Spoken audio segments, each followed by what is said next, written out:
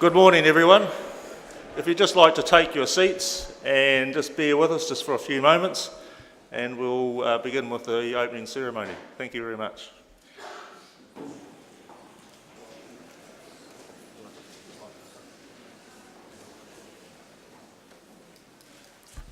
I te kore korenga tō pito ana te pō ko te ao ki te ao marama ki te ao tūroa.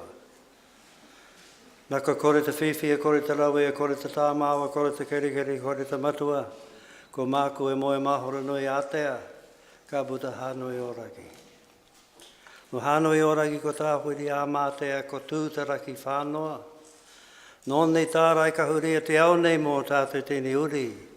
No vaiki nui a vaiki roa, a vaiki pāma mau ki o nui wairua, ti he Māori ora, ti he Māori mate. We've just breathed life into this assembly this morning. No mai hara mai tauti mai. Welcome once, welcome twice, welcome 3 times. Ko te papatū whenua e takatoa na kairaru i tātou e tēnā rā hoki tau. Me o mātou mau ka tai ake nei e tau ana maruki a mātou, tēnā koutou, ara tēnā tātou katoa. Ki te au e whakarere aki rā nei ki tai o rabu vai. Tai no atu nei ki mō boko tau ana ki tērā taha, me o mātou tini marae hora nei. Tēnā koutou nau mai hara mai, tauti mai. Welcome here this morning, this very fine morning, this lovely morning. The sun always shines in Dunedin, did you know that? Yes, it's always like this. Yes, and we have the power behind me to substantiate that. Is that not correct? Is that not correct? Ai. Ai koragi Atea kai mātou tahi e tau ana ki konei. We are the Riviera of the South. Ai. A kai a koutou nei, kua hau mai nei nā ngā hau e whā tēnā koutou. Just wandering around, we've had opportunity even already to have met many of you assembled here under the roof of this fine building this morning. A kua whakarongo atu mātou nei me te kohe mō kōrero. A no tēnei, no tērā, no tarara wahi rā nei ki tini mautere ki tāwhiti haiaha rā nei. We are amazed, absolutely astounded, those of us who are resident here in God's own country. We're truly astounded from distant places that you've all come here and assembled this morning from. Absolutely amazing. A ka noho koutou ki konei, ka huri ka o mātou whakaro nei ki a koutou.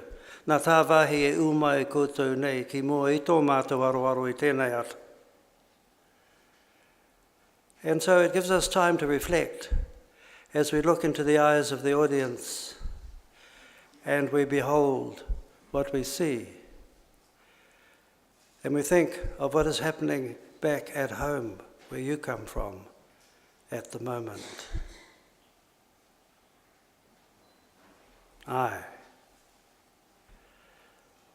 I tā whānei a tā mātou tāku I te taka nei, whakamaumahara atu mātou nei a ta hau e pū mai ana ki o mātou kiri. A wera nei a mātou tohu nei ki te kiti a rā e kai mātou tahi e noho ana ki koe tonu.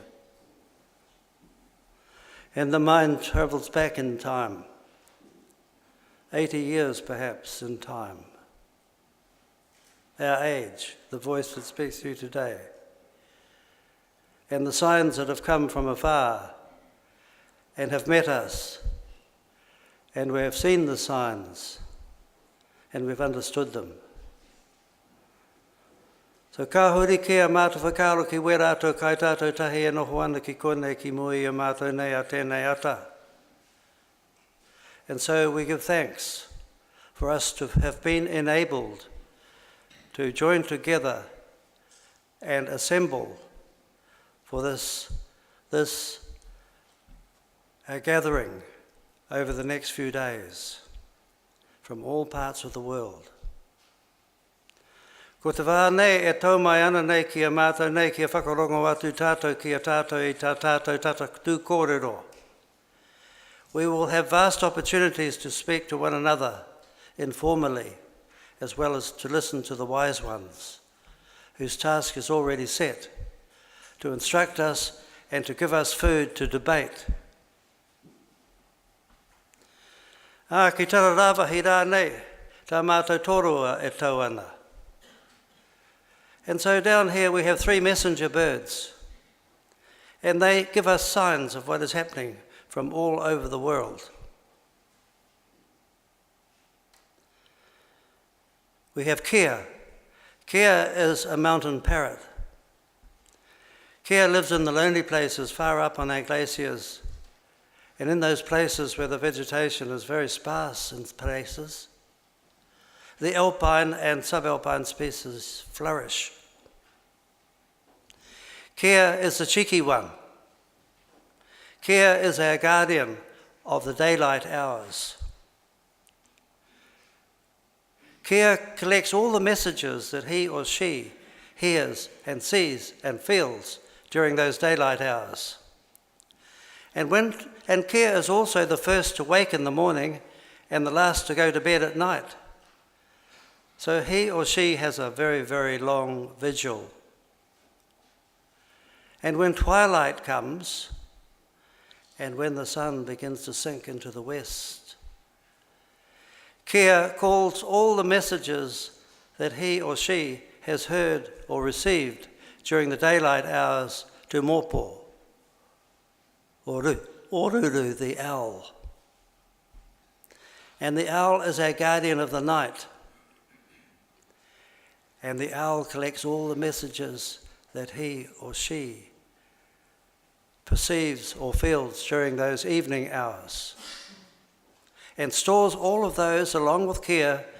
And when the dawn maiden rises, when the sun rises in the east, owl karanga atu nei wera atu nei kai mātou tahi, all the messages that she has gathered during the evening hours along with Kia's, and screams all those messages down the valleys and through the swamplands, over the great majestic trees and the forested areas, the plainlands, and to the coastal fringes, to Toroa or Albatross, who lives just across the bay.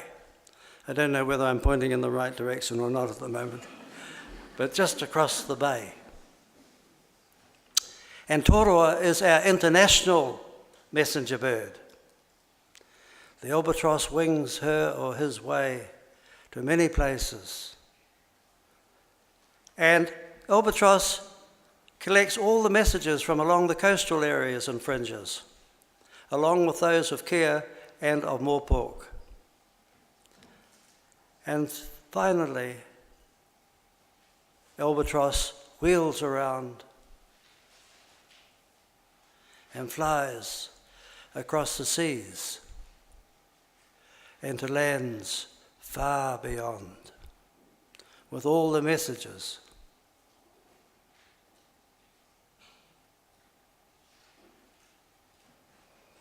And so as we gaze into the audience, we see you all as messenger birds, international messenger birds, local messenger birds. And we hope that all the messages that you receive from this conference will be paid cognizance to, and when you return, with all the knowledge that you've gained from here, to add to your already large bag of knowledge. Share it with others. And for goodness sake, do something with it, will you please?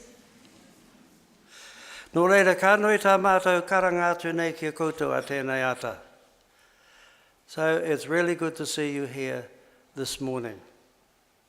Ko tēnei tā mātou mahana, mihi, mahana kia koutou.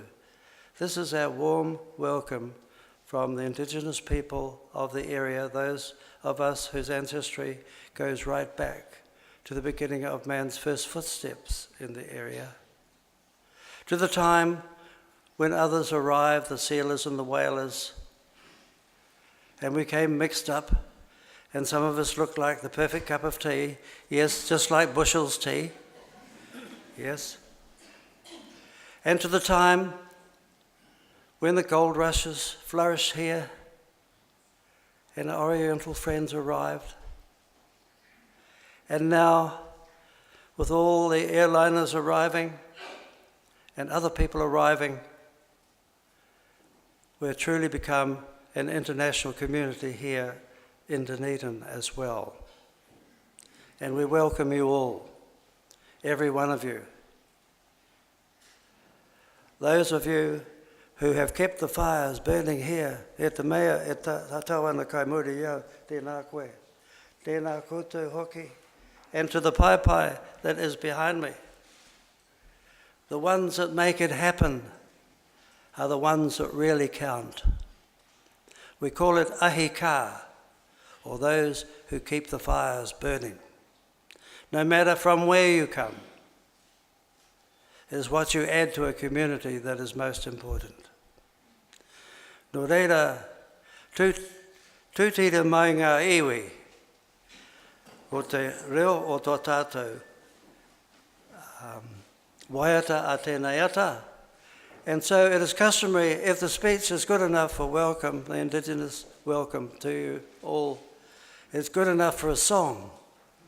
And if the welcome has not been good enough, there will be no song, and I'll have to sing it myself.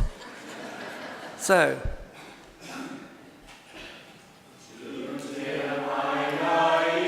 all stand up, come on.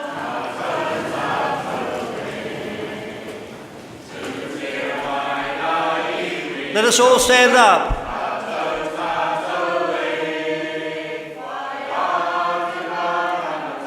And gain lots of knowledge. With great love. Come on, you guys. Let's all be one.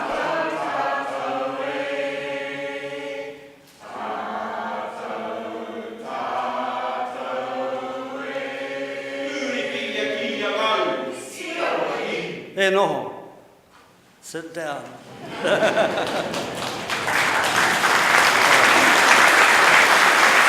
Ka tahiti, ka ruati, ka noho mai taki kiwi, e pai taki no kirota, ka hoia mai. Ka e ana te whetu, ka e ana te marama takuti awe, e rere rā I runga do beka, totoro wiwi wawa, eke e manu kai roto. Te he Moriora. Te he Moriora ki te whai au ki te ao marama. E mano mai te putanga a te ariki, e mano mai hoki te putanga e tauira putanga ariki, nōruga ki te whai au ki te ao marama. Wāno, hara mai tō toki, hui e, haumi e, tai ki e. That was one of the traditional songs of the area, and about the forest and about our birds, and about all the things that matter as far as the human race is concerned, and for our existence ongoing. And the last part of the incantation, the very last, was in our own language to breathe life once more into this audience and to the conference. Kia ora.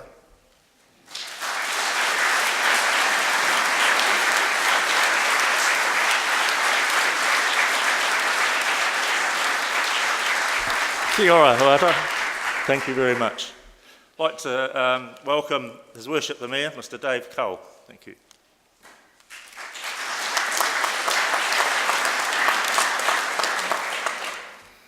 Kia ora tātou. And first of all, another big Dunedin welcome to you all, especially those of you who come from outside Dunedin, and particularly those of you who come from outside New Zealand. Haere mai, nau mai, whakatau mai. It is absolutely wonderful for Dunedin to be hosting this Congress. It's only the 5th worldwide. So we're absolutely delighted to have the Congress here and to have you here participating in it. It's particularly pleasing in that it's Dunedin Botanic Gardens' 150th year. Our Botanic Gardens a much loved and enjoyed facility in our community, and we're very, very proud of the gardens. We did a recent residents' opinion survey across a number of council functions, and the satisfaction with our gardens was 98%. There's always a couple of percent of querulous ones who don't know what they're talking about. And we have some wonderful statistics associated with our gardens. It's the first botanic garden in New Zealand, established only 15 years after the city was. It was the first New Zealand garden to employ a botanist. Our first winter garden was Australasia's first conservatory. We established New Zealand's first living maze in our botanic gardens, and it includes some internationally recognised collections such as our camellias. And all this is due in large part to a totally dedicated and talented staff, and they're part of a very creditable and long tradition of service and creativity in our botanic gardens going back over 100 years. Gardens such as ours and those in the cities and places where you come from are oases of calm, beauty, education and fun. There's something for the botanically interested and for those simply seeking a beautiful place to wander or sit in. Over the years, I've been fortunate to live near two significant botanical gardens. I lived very close to the one here in Dunedin, and I've regularly brought my daughters and now my granddaughters to visit the gardens. Several generations of ducks have benefited from the food distributions of my family, and the bronze statues have been progressively polished by my offspring and their offspring, as they have been by many Dunedin children. And many years ago, I lived in London near the Kew Gardens, and it was a great privilege for me and a pleasure on Sunday mornings when the gardens didn't open till about 10 o'clock to go and get a couple of newspapers and sneak over the wrought iron fence into the Kew Gardens, and I had the whole place to myself, except for a few exceptionally tame birds, and I don't understand why, but on Sunday mornings when there was no one there, the birds were unbelievably tame. So such gardens are important for the health and well-being of communities all over the world. Thank you for taking the effort to come so far to our Congress here. 45 countries are represented in this room, and it is a great privilege for our city to host you. I trust you enjoy every aspect of your Congress, but you also take the time to savour some of the other aspects of our city, the cultural treasures of our museums and galleries, our wonderful coastal scenery, our environmental and wildlife treasures. They make for one big garden, which is Dunedin. Enjoy. Kia ora.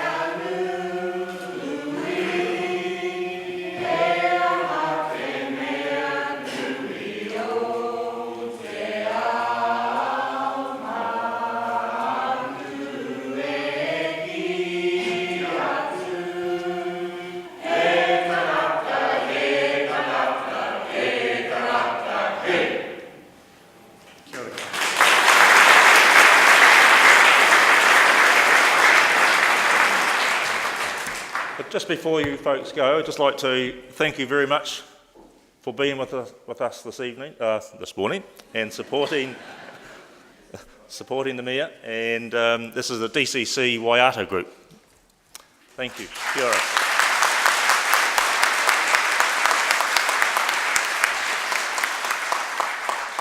Yeah, thank you very much, Dave. And yes, someone had to mention the ducks, so I know it's a bit of a burning issue in other botanic gardens in New Zealand as well. But however, it gives me great pleasure to introduce Baroness Joan Walmsley. Thank you.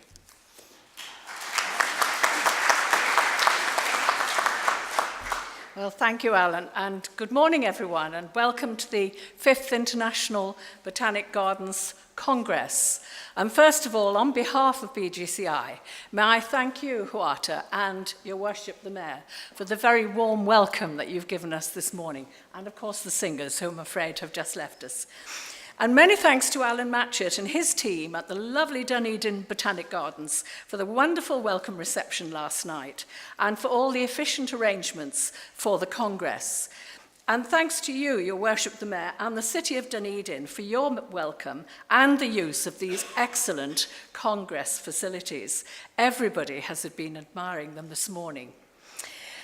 I'd like to set this Congress in context. It's so appropriate that we're meeting in beautiful New Zealand, because it's clear to me that here you respect what has gone before. You sing your national anthem in Maori and then English. You give your guests the privilege of a triple welcome and a Maori blessing, for which we thank you again, Huata. You have wonderful conservation projects for your indigenous plants, such as Zealandia, which my husband and I visited near Wellington a couple of years ago, and Orokonui, that is near here, and we hope to visit later in the week. And of course, you have wonderful plants, so well displayed in Dunedin Botanic Garden.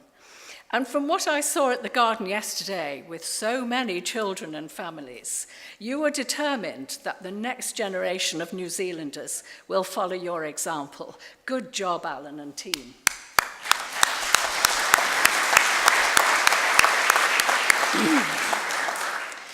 Now, at this Congress, I come to the end of 9 years, during which it's been my pleasure and privilege to be the chairman of BGCI. So I'd like to show you what has inspired my efforts, and it's this. It's beautiful, isn't it? And of course, it gets more beautiful close up. But it's not so beautiful for the poorest people of the world, most of whom rely very directly on plants, as of course we all do in the end. Of course, you and I know that our planet is in great danger from global warming. And it's because of the great fund of knowledge assembled here at this Congress, because of our understanding of the role of plants in securing the future of mankind, that we have a great responsibility, not just to conserve the rare and beautiful plants of the planet, which is our direct mission, but to ensure the future health of the useful ones too. But I think it's wider than that. We all need to go out and warn and lobby governments and companies, because unless we leave some of those fossil fuels in the ground, unless we stop the deforestation, the overgrazing, the habitat destruction, the pollution of the oceans, and many other destructive activities, the poorest peoples of the world, and in particular the children, will be the first ones to suffer. So let this continue to be the inspiration for all of us this week and in the future. We have some important new projects to discuss this week. Tomorrow, Ellie Barham will introduce the International Plant Sentinel Network about plant health. We'll be continuing to discuss the implementation of the global strategy for plant conservation that underpins a great deal of what we do. And we're taking the opportunity of getting together to continue the work and the development of the Ecological Restoration Alliance, in which we aim to restore so many damaged wild habitats. And finally, one other word of thanks. From the board meeting tomorrow, BGCI will be in the very safe hands of a new chairman, Professor Steve Blackmore. So I want to take this opportunity of thanking him for taking on the job, of welcoming him to the chair and wishing him well in the future. And I also want to thank the whole board, some of whom are here this morning, and in particular Sarah Oldfield and her wonderful staff for all their support during the past 9 years, and to wish you all a very enjoyable and successful Congress. Thank you.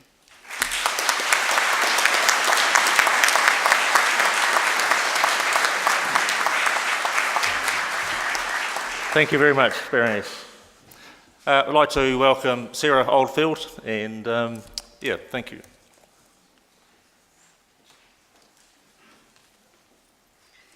Well, thank you very much. Good morning, distinguished dignitaries, delegates, guests, friends and colleagues. I feel really proud to take part in such a wonderful opening ceremony for this Congress. It really was wonderful to have that Maori welcome from Huta and also from the Mayor. So thank you very much indeed. And as we were instructed, we will share our knowledge and then we will go away and use it when we get back to our own countries. So I would really just like to take this brief opportunity to echo Joan's welcome on behalf of all at Botanic Gardens Conservation International. Welcome you all to this 5th Global Botanic Garden Congress with the theme Celebrating Success, the Influence and Appeal of Botanic Gardens. We have a really impressive program of lectures, symposia, workshops and social events to enjoy over the coming week. Networking, I think, is a really crucial part of the work of Botanic Gardens, and it's something that we're very good at. Sharing our information, our knowledge, our friendship. And this week we really have a very special opportunity to celebrate collaborations and partnerships and friendships. Last night we were really fortunate to have such a warm welcome at a very special social networking event at the drinks reception. And it's for many of us the first opportunity to see the really beautiful Dunedin Botanic Gardens and to enjoy the local food, which was very, very special. We've suggested some talking points for the Congress that is in every delegate's pack. We thought there were some broad issues that might be interesting to bring together thoughts about, both informally and during some of the appropriate sessions. So please do share your ideas with us on the talking points which are in the packs. And we will use these to form conclusions, part of the conclusions at the end of the Congress. So on behalf of all at BGCI, it's really wonderful to welcome Botanic Garden colleagues from around 40 countries, travelling from very far afield, Northern Europe, Canada, Central America, the US, and of course also to see so many of our friends from Australia and New Zealand. I can't mention all the countries, but it's really wonderful to see such a broad representation. And I'd like to mention our friends from Korea, the Korea Forest Service and Korea National Arboretum very generously supported an Asian regional Botanic Gardens training course kindly hosted by the Auckland Botanic Garden last week with participants from 8 Asian countries. And by all accounts, that was a fantastic success. So welcome to you.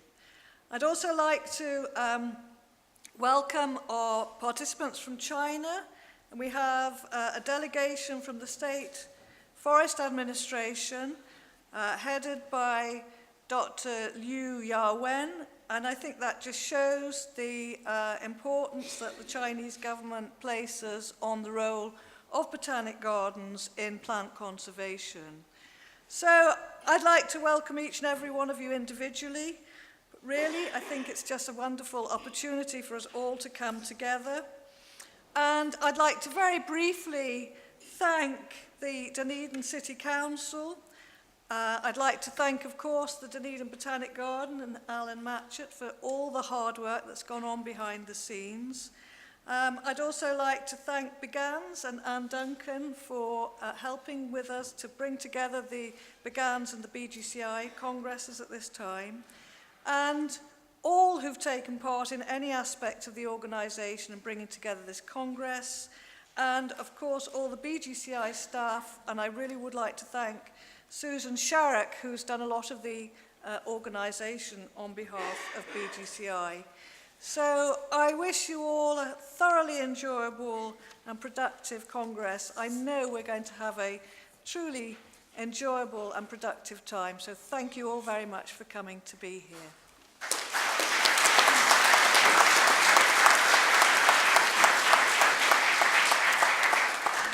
Thank you, Sarah.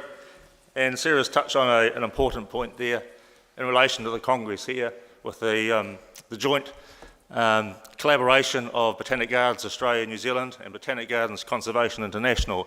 I think it's a truly amazing opportunity to bring a wider group of people together, particularly when we live so close together, Australia and New Zealand, and bringing everyone else here to our beautiful country to enjoy us and be part of a wider network. It gives me pleasure to introduce Anne Duncan, the President of BGANZ.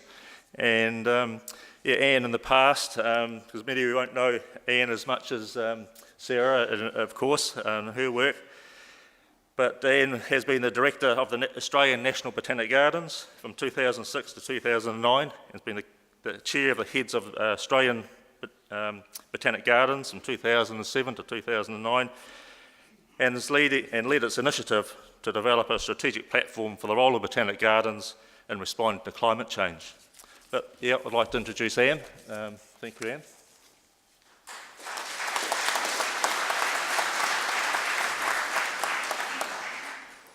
Thank you. Well, we might fight hard at rugby, but at Botanic Gardens we work really well together. So, so good morning, ladies and gentlemen, distinguished guests. Thank you for the very warm welcome. On behalf of Botanic Gardens of Australia and New Zealand, which we refer to as BGANZ or BGANZ, I don't think we're very particular, I'd like to welcome you to what is our 6th biennial Congress. We come together every 2 years to share knowledge and experience, to do that phenomenal networking that takes place. And we were extremely happy to share this joint Congress with BGCI on the very important occasion of Dunedin Botanic Gardens' 150th birthday. A very big thank you to everyone who has made this event possible, obviously. Dunedin City Council, our hosts, Dunedin Botanic Gardens, BGCI, Sarah, and Suzanne Sharrock, who's a very big worker behind the scenes, all the event organisers, and of course all the presenters and the sharers that are to come. That is a very big thanks to all the work you've already put in, and that we look forward to the fruits of that. So continue to enjoy the warm New Zealand welcome and hospitality, and hopefully we can all have an enjoyable and fruitful week. Thank you.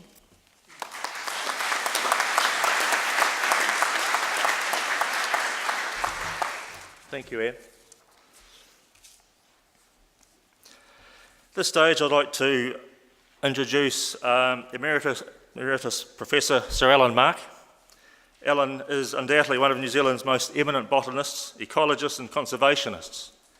He was President of the Forest and Bird Protection Society in 1986 to mid-1990. He is a Fellow of the Royal Society of New Zealand and has received the Hutton Medal in 1997 and the Charles Fleming Environment Award in 2010. He also received the New Zealand Plant Conservation Network's Lifetime Achievers Award in 2010 and was knighted in 2009. While a prolific writer of papers and journals, he's also produced a series of what's been termed as field guides or nature guides, but I'd suggest the use of guide might be a little bit understated if you'd seen the amount of work and the professionalism that's gone into that. And one such publication is the latest work called Above the Tree Line, which some of you will hear about later on Tuesday afternoon. Sir Alan has been an active conservationist for many years, and some of his exploits maybe you'd rather not remember, but many of these do not appear in his biographies these days as he's moved on and taken up new challenges. And when I remember when I was a young lad at secondary school was a battle to protect the integrity of one of New Zealand's national parks, in particular the ecology of the South Island treasure, Lake Manapori. And today, I think it would be fair to say that his advocacy for conservation remains as unrelenting as it's ever been. Sir Alan has been invited here today not as one that's been institutionalised or associated with any botanic garden, but someone who shares a common thread with each of us in this room: the botany and ecology of plants, conservation, advocacy and education. Please welcome Sir Alan Mark.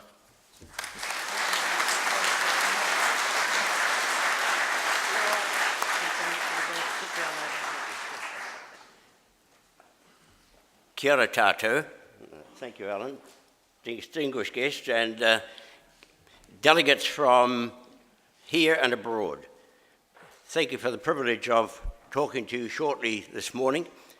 It's a great privilege for me to see such a wide range of delegates from 45 countries. That's very impressive. And congratulations to the Dunedin City Council for its organisation and the attraction that this Congress has clearly brought. As Alan has indicated, I'm a botanist, plant ecologist at the local University of Otago here in Dunedin, and being concerned with New Zealand's conservation and biodiversity. Some of you no doubt will be aware we have about a third of New Zealand set aside as public conservation land for the protection and sustainable management of our unique Indigenous biodiversity. Some 80% of New Zealand's biota, Indigenous biota, is endemic to New Zealand, so we have a really major responsibility of conserving and managing and protecting those biota. Nevertheless, we have a very high level of threat, largely due to introduced predators, plant and animal pests, and habitat loss, despite the fact we have such a relatively large area dedicated to conservation. Over the last decade, we've been active in trying to restore the representation of our protected areas in New Zealand, and since 2000, we've established 10 new tussock grassland conservation parks throughout the South Island, and that adds significantly to the other high mountains and tall forests that have been set aside in New Zealand for their Indigenous values, biodiversity, ecosystem services. Here in Dunedin, we are very fortunate, due to the foresight of our forebears, to have an impressive strip of forest left along the centre of the hill behind Dunedin, our so-called Dunedin Town Belt, which is a pretty good representation of our Indigenous forest flora. Exotic species dominate in the south, Indigenous species in the north, where they merge into the Dunedin Botanic Garden, some 28 hectares of Dunedin Central City dedicated to the protection, interpretation, enjoyment of a fairly good cross-section of our Indigenous flora. This adds substantially to the value of the responsibilities we have of protecting our Indigenous flora, and I commend it to you as a very impressive representation of our Indigenous flora. In addition, we have some very impressive geographic and habitat gardens that have been developed in the gardens over a number of years, of great interest to visitors, of great value to the city of Dunedin, educational value, interpretation value, and as the university, I can say it's been a valuable asset to the educational opportunities here in Dunedin. So I wish you well for this Congress. I'm impressed that Dunedin has attracted the 5th Global Congress of Botanic Gardens. We have a lot to offer, and the delegations, the conferences, the workshops will no doubt collectively add a lot to your knowledge, and we hope as you leave the Congress at the end of it, you'll take home with you some valuable records, some valuable information which you can address globally. Globally, we have a major problem. I'm involved with a temperate grassland conservation initiative of the IUCN, and are aware that there's a major deficiency in Indigenous grassland protection globally, and the values of those culturally, socially, ecologically is a major educational exercise which I'm still currently involved with. So thank you for the opportunity of talking to you. I wish you a very good Congress and a happy occasion. Thank you.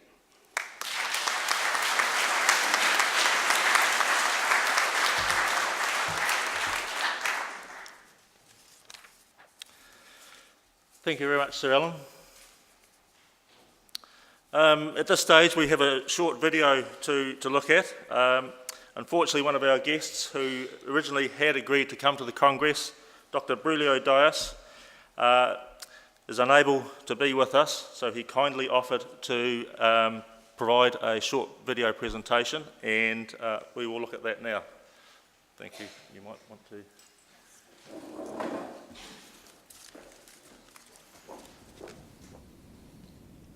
Distinguished delegates, ladies and gentlemen, dear colleagues, first of all, I would like to sincerely thank you for this opportunity to address you today.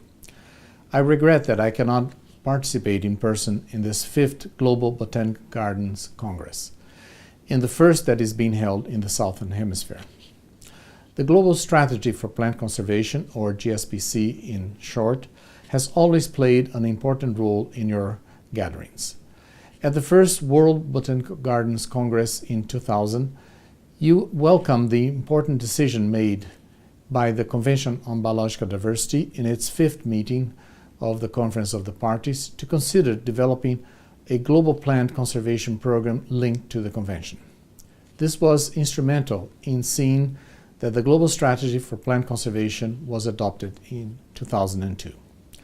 Since then, each Congress has undertaken reviews of the implementation of the strategy and its 16 targets, reflected on ways to enhance the effectiveness of conservation actions, and considered approaches to elevate the role of plant conservation and sustainable use in decision-making. Specifically, at your last Congress, you recognized the value of the GSPC in providing a clear framework for action for botanic gardens, but also the need to engage with other key global policies and strategies. Since then, the original GSPC has been updated and aligned with the Strategic Plan for Biodiversity for this decade, adopted at the 10th meeting of the Conference of the Parties to the Convention on Biological Diversity in 2010. It was agreed that GSPC should be implemented within the broader framework of the Strategic Plan for Biodiversity. The same meeting also adopted the Nagoya Protocol on access to genetic resources and the fair and equitable sharing of benefits arising from their utilization. Allow me to make a few points on the implications of these developments for the botanical gardens communities. The Strategic Plan for Biodiversity 2011 to 2020 and its 20 Aichi biodiversity targets provide a framework for action by all countries and stakeholders to save biodiversity and enhance its benefit for the people. Parties to the Convention have committed to updating their national biodiversity strategies and action plans to establish national targets corresponding to the Aichi biodiversity targets. In these updates, it is important to make the link to the Global Strategy for Plant Conservation and any national plant conservation targets that may emerge, so as to ensure that plant conservation and its actors driving these activities are identified and recognized in these so-called NBCEPs. Unfortunately, we noticed that the initial parties that have already updated their NBCEPs have not made reference to the GSPC. In a regional capacity building workshop on the links between GSPC and national biodiversity strategies and action plans held in Singapore early this year, participants recognized the important role of focal points of the GSPC in ensuring that due consideration is given in the NBCEP updating process as to the way in which national plant conservation agenda should be reflected. To date, just under 50% of parties have nominated GSPC focal points. In some cases, these are people working in the Ministries of Environment, while in other cases, these are people based in botanical institutions. Some countries recognize that neither of these options is ideal. The ministry-based person may not have easy access to botanical research and conservation community, while the botanist may not want to invest time in understanding the ways in which the country moves its conservation commitments at the political level. For this reason, they have nominated 2 or more focal points, thereby bridging the gap between the political botanical work and how conservation actions and outcomes are reported at the international level. In my experience, such an arrangement of co-focal points can facilitate communication and help countries to respond proactively to opportunities as well as better communicate plant conservation issues to their national stakeholders. I therefore encourage those of you who are interested in supporting your national focal points on matters related to GSPC to offer your services. Focal points tend to have a lot of issues at their hand, and they may welcome such an offer. I have already referred to the Nagoya Protocol on access to genetic resources and their fair and equitable sharing of benefits arising from their utilization, and its importance for the botanical gardens, and I'm therefore glad to see that it features prominently in your agenda for this Congress. The entry into force of the Nagoya Protocol is of strategic importance as it will create opportunities for developing an economy relying on sustainability and increased knowledge of the value of natural resources, creating incentives for preserving genetic diversity and biodiversity in general, and associated traditional knowledge, while providing the conditions for continuous research and development on genetic resources. The Nagoya Protocol obtained 92 signatures by the closing date of signature, and as of today, 25 parties to the convention have deposited their instrument of ratification or accession. This is half of the 50 ratifications required for the protocol to enter into force.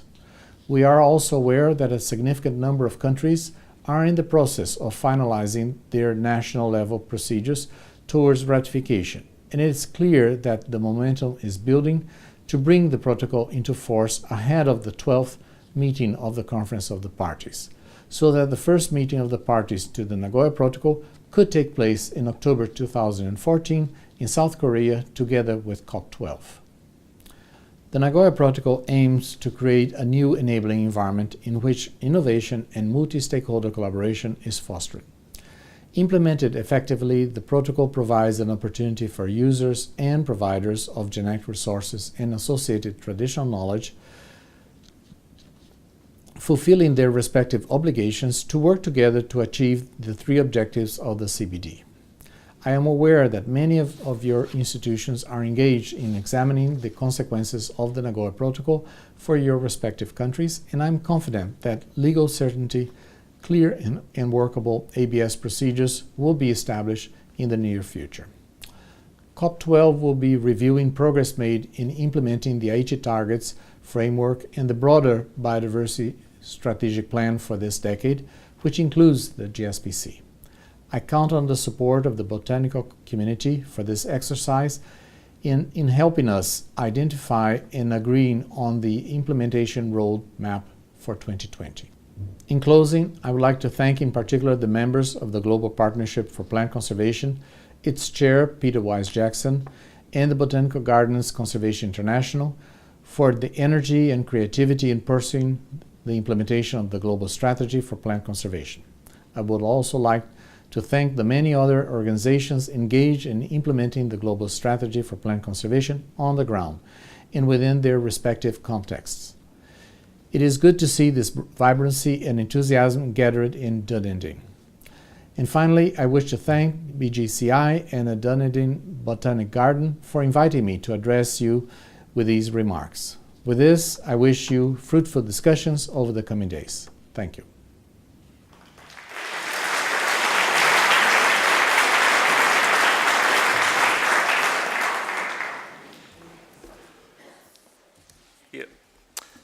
Thank you very much. I'm not sure whether this is typical, but we're already running behind time, and I even had my turn. But we'll say something, but keep it very brief. I really do wish to acknowledge the staff at the Botanic Garden, Without their support, this would not have been possible here today. And then certainly over the next week, I hope everyone gets the opportunity to go back through the Botanic Garden and have a good look around. If you see the staff there, I think we have them all here today, including our trainee apprentices, and most of them have got their name tags on, and most should be distinguished by some of the clothing that they're wearing also. So please say hello, and again, my thanks to all you guys for helping me here today. Also wish to extend a warm welcome to Lesili from Tonga and also Anahila from Auckland, who are here to share their plan to establish a new botanical reserve at the village of Hauwhaua in Tonga. Sylvia Eels, representing the Hokotihi Moriori Trust and the Moriori Ethnic Botanic Garden on New Zealand's fourth largest island group, the Chathams. So please, they will have posters, so Leslie and Anahila, I'm not sure whether they're here at the moment, but well, there they are, waving down the back, so they would like your support, and I'm sure they'll get it. After morning tea, which is about 20 minutes' time, we'll begin the plenary sessions. So I think if we can gather back here no later than 22, give you an extra 10 minutes. Morning tea is out in the big hallway where the posters and the exhibition stands are, so you'll have to be quick, I'm sorry. And also, I just remind you, we've got a very full program here this week. Many plenary sessions, many parallel sessions, and also symposia. You are able to pick and choose and move from one session to the next. So you're not locked into any particular session. So please have a good look through the program and choose those particular areas that you'd like to look at. One of the things I haven't forgotten, housekeeping rules. I've left it to this late. But with exit signs in all the buildings and rooms that you'll be using, if a fire alarm sounds, please use the nearest exit. The toilet's well marked in the hallways around the corridors. But otherwise, welcome, thank you very much, and I hope you enjoy yourself. Yeah.